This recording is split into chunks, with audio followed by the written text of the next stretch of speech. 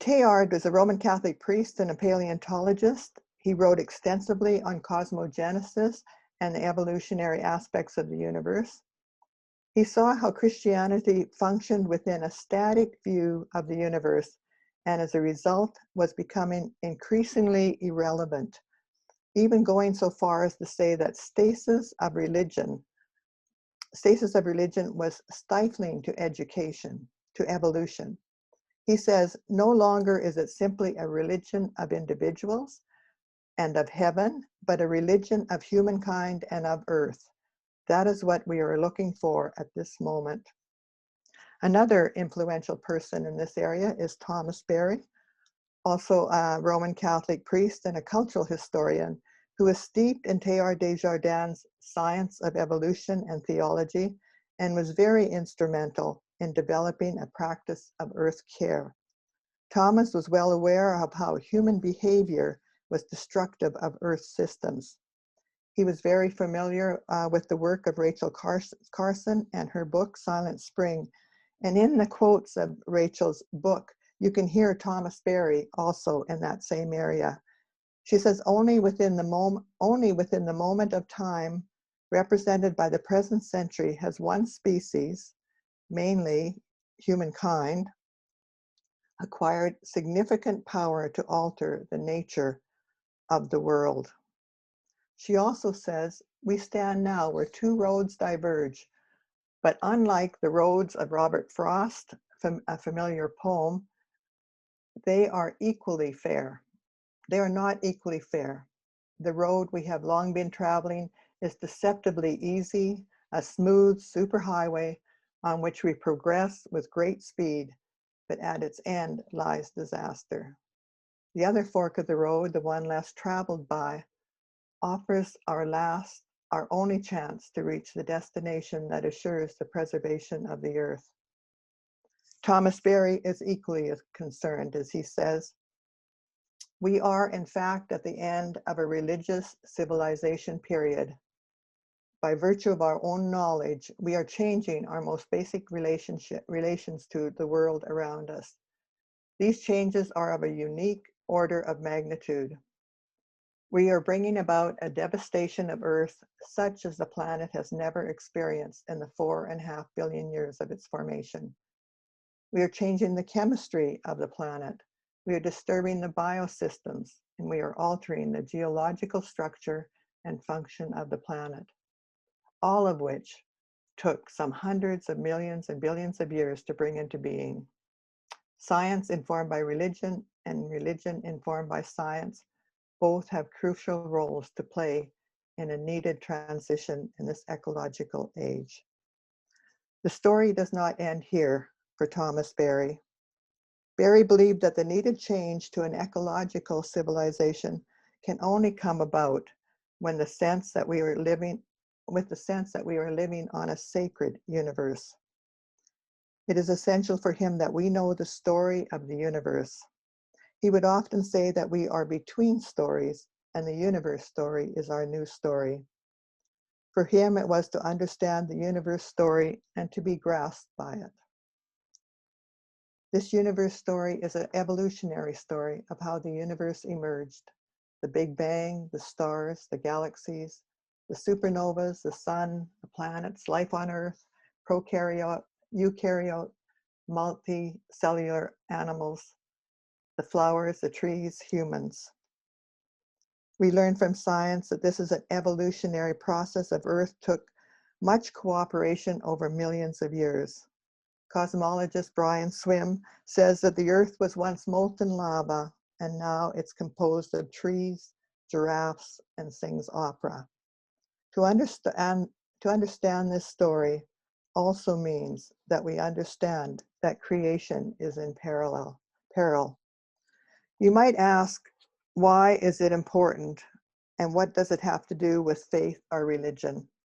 Both Thomas and Teilhard strongly believed that without this larger view of where we have come from, our faith tradition could not function adequately or responsibly. Thomas Berry asks something new of the church. He says we need to convert religion to the world rather than the world to religion.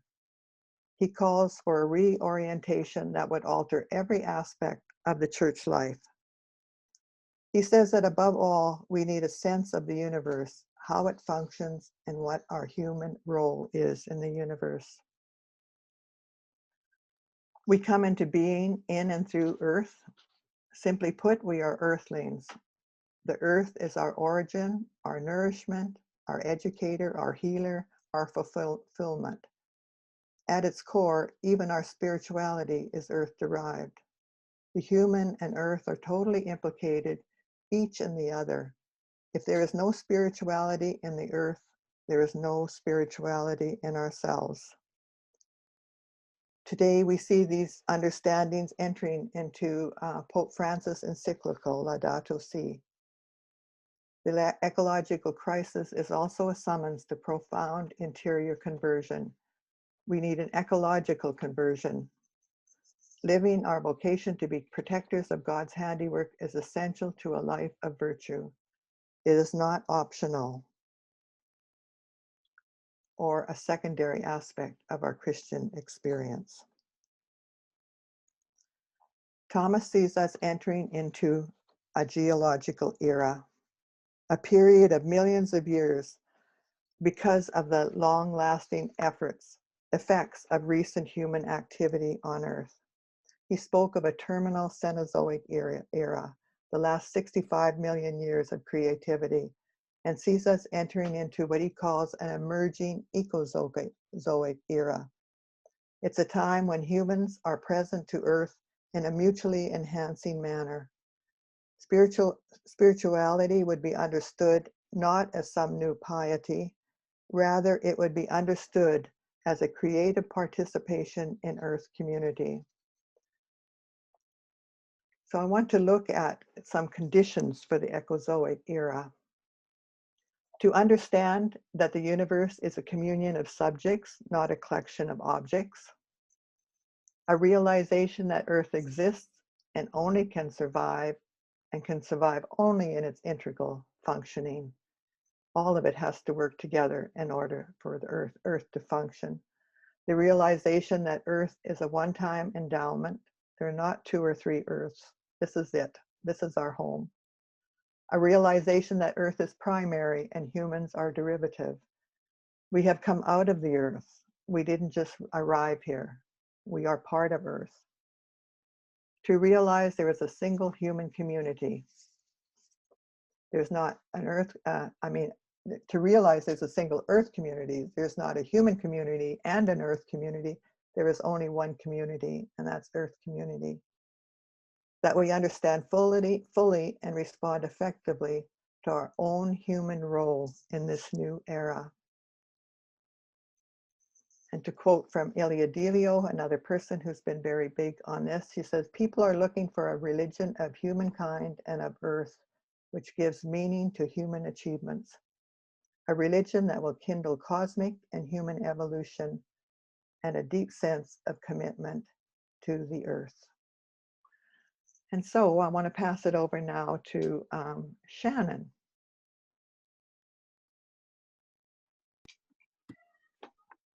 Thanks, Gertie.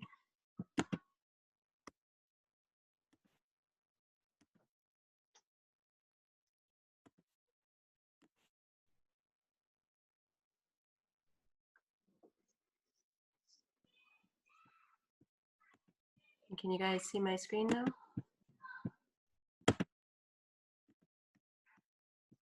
Yes, we can, Shannon.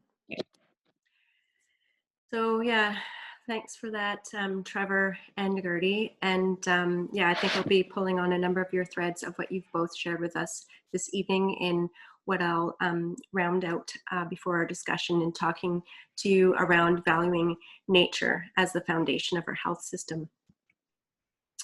So I just want to acknowledge before I start that I'm sitting here tonight on Hul'qumi'num territory while I'm sharing with you tonight.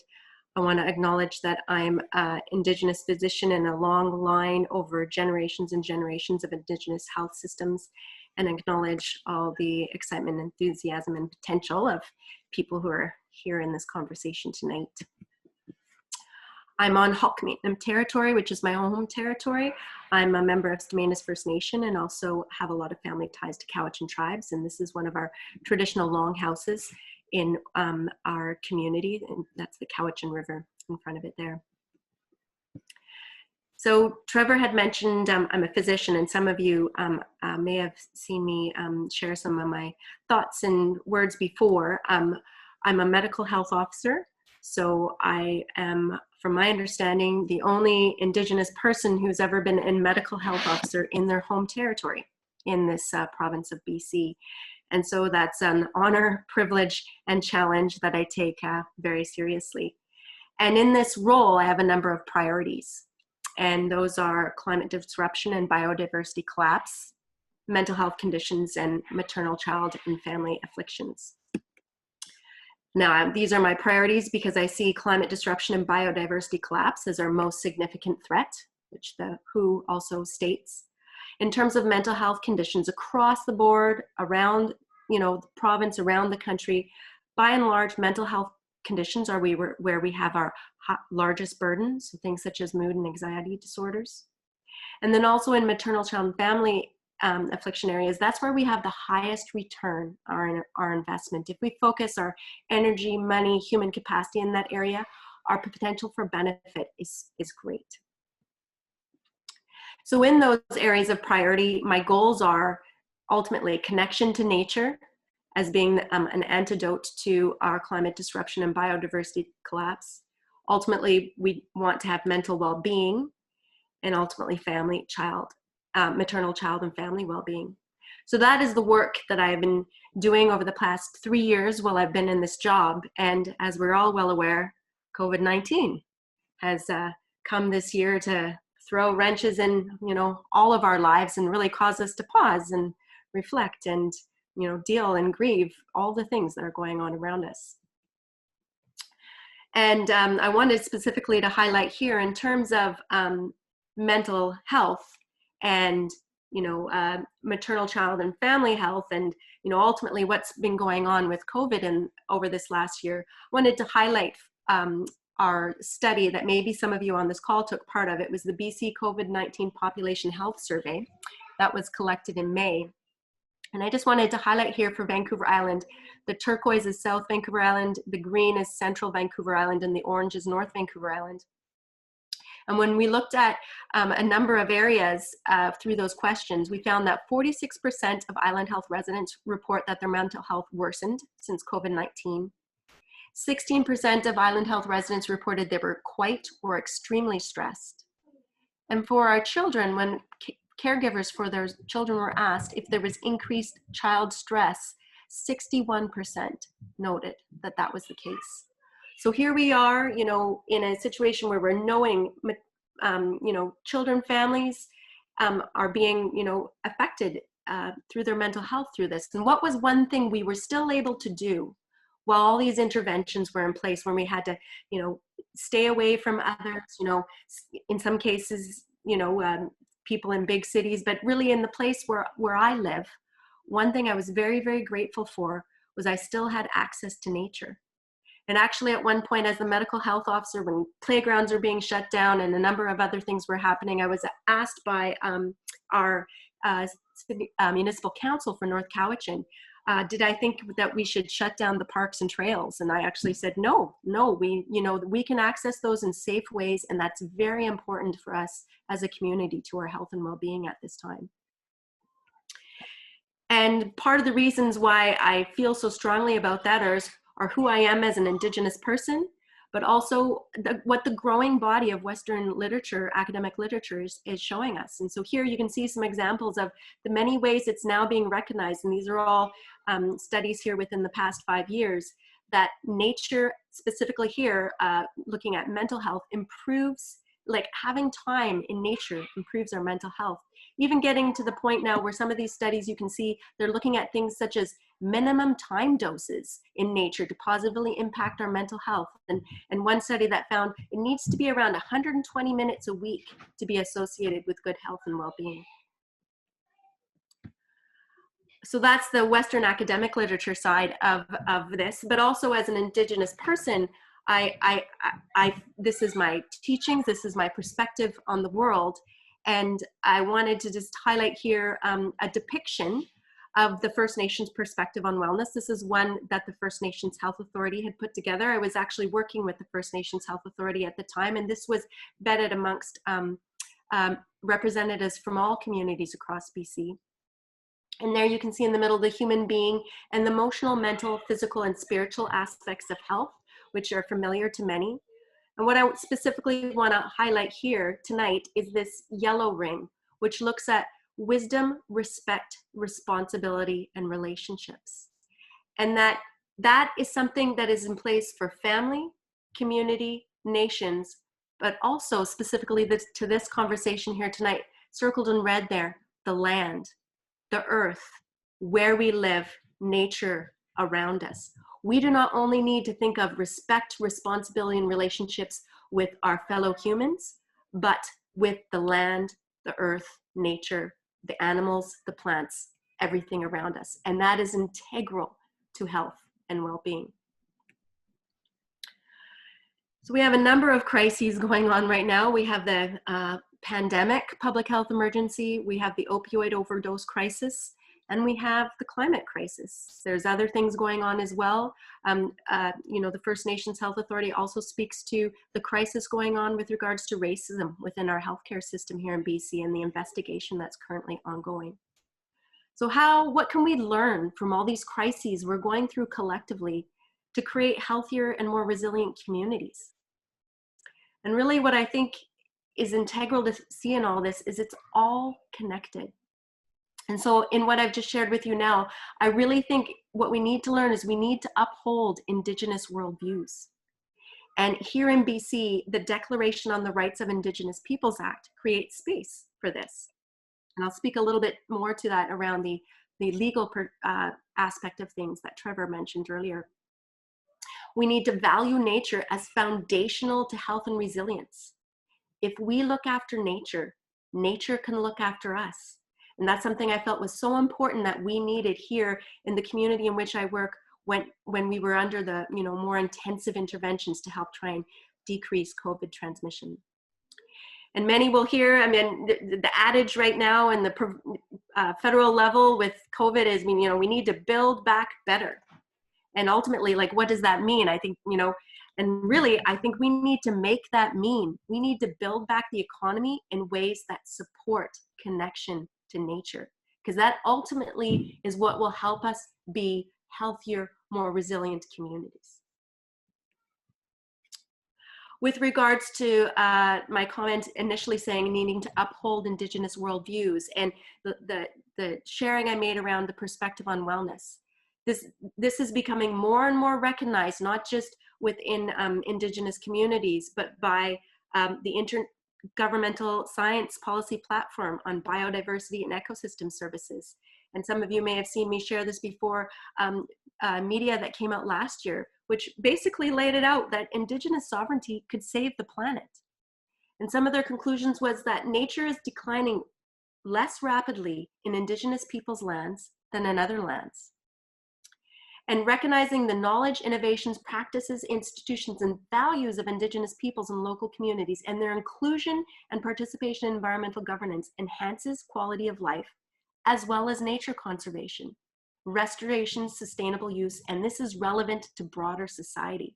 So governance, including customary institutions and management systems and co-management regimes involving Indigenous peoples and local communities can be an effective way to safeguard nature. And I think that really, some examples of that and how that looks in reality is some of the things in Aotearoa that Trevor mentioned around rights for river and the Uarawera forest.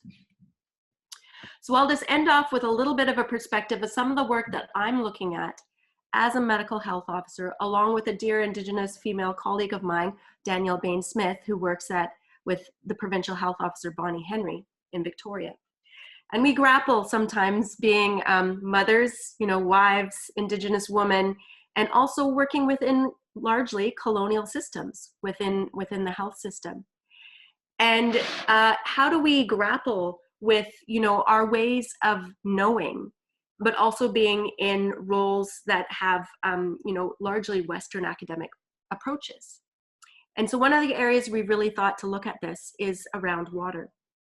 And here is just an example of something called Ecotheology. So two-wide seeing with, you know, the best of, you know, Indigenous perspectives on one eye and Western perspectives in the other. And this is two perspectives that I, you know, go back and forth with in my daily work as an Indigenous woman who's a medical health officer.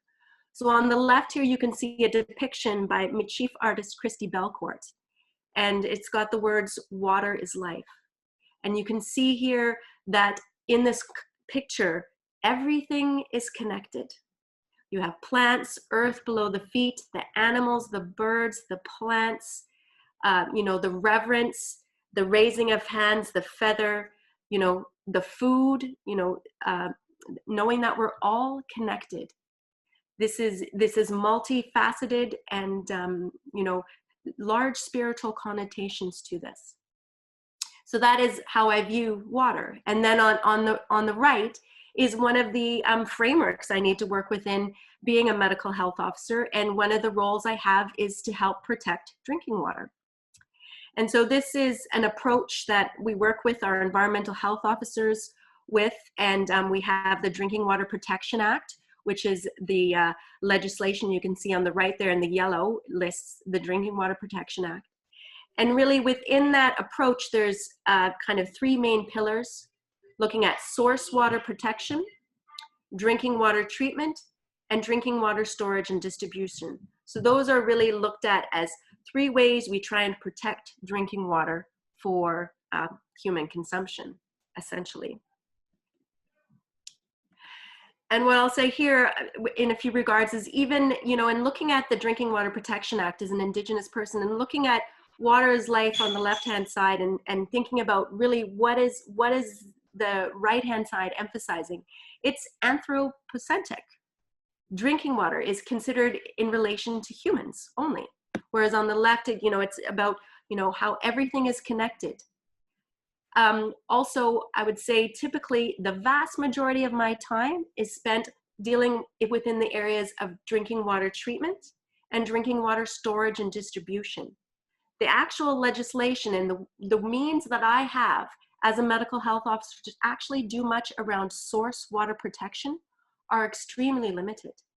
And as an Indigenous woman, actually my role, my way that I can show respect, my responsibilities, and have a relationship with the waters is in fact largely about that area of source water protection.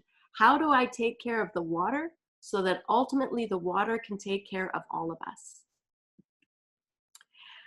And why I think Danielle and I were compelled to really start this discussion is I think we have a very unique opportunity across the country with the Declaration on the Rights of Indigenous Peoples Act.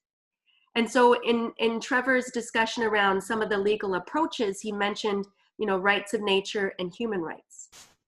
And I've done some, you know, research, and I've spent some time in Aotearoa, New Zealand, and with actually, it's interesting to note with the Te Urewera Act, that was actually not originally started as the rights of nature. It was actually originally started to protect, because there was a Treaty of Waitangi in New Zealand, and it was to protect Maori people's rights, and Maori people had, the forest was their relative. And so in protecting that relationship for the Maori people, it ultimately protected the forest.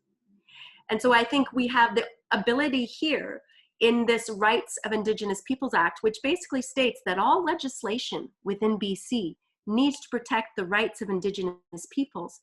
That gives us a way to protect the rights of nature, because our responsibility, relationships, and to the land, to everything around us needs to be protected. And we have had more recently a Auditor General report with looking at the Drinking Water Protection Act.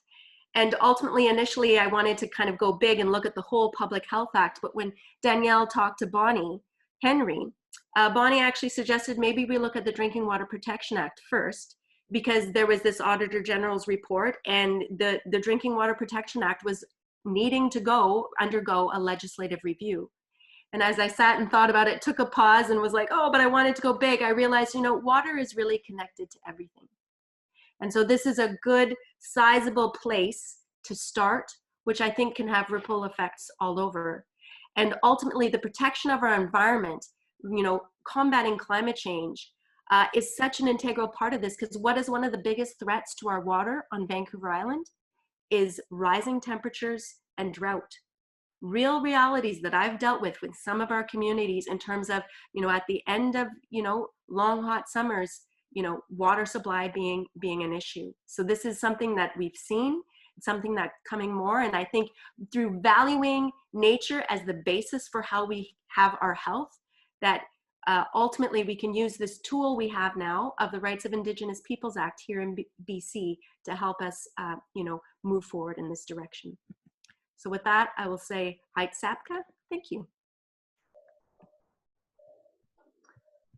Thank you very much. That's been an incredibly rich panel. And